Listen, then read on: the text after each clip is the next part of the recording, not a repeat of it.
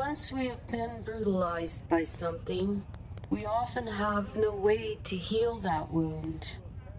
Once chilled to the bone, if there is no heat to revitalize, the body, like the mind, goes into shock and no longer cares what happens.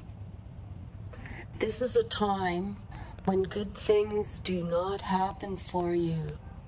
Your vulnerability is like a magnet for evil manipulators, and if your home is a street, you are dependent on these tin pot street dictators for your survival.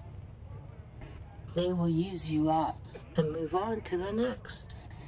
There is an endless supply of women with low self-esteem. During the memorial, many spoke of how their children or sisters or mothers were dead and the pain of living without them.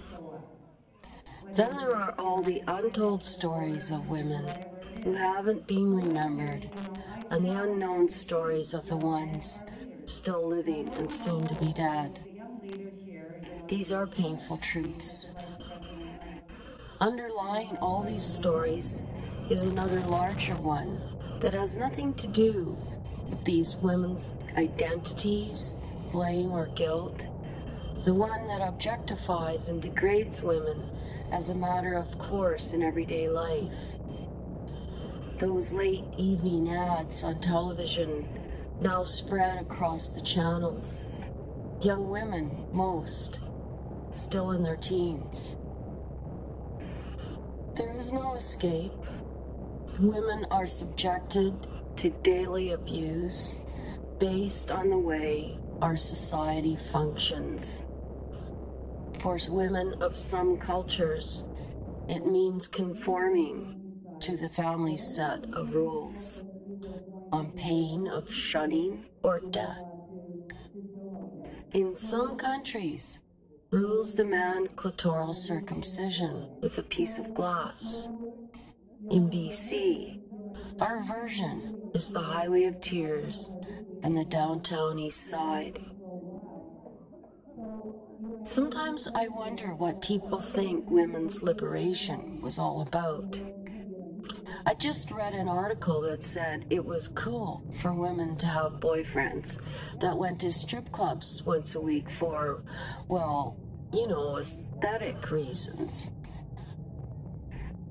This activity extended to include the woman writer and give her a first glimpse at another's tender. She did ask the question, are women becoming chauvinists? I ask, do the young women today have any idea what the older generations had to go through to gain the liberties that you now enjoy and now give away so freely? Status that you have been brainwashed into giving back to the patriarchy because they have convinced you that acceptance in the society is to be sexy. When you objectify yourself in this way, you become a target for the predator.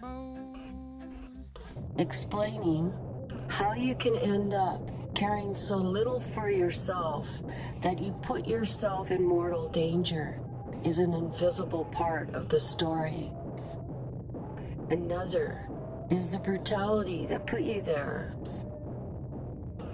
It was this brutal treatment of women that David Dennis, Vice President of the United Native Nations, the only man who spoke anywhere in the day's proceedings, acknowledged was the single most serious issue amongst both white and First Nation society. This way of behaving in our cultures was an imbalance of energy, negatively affecting all our lives.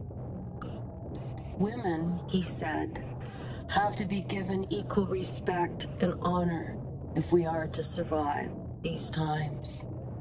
I think I can agree to that.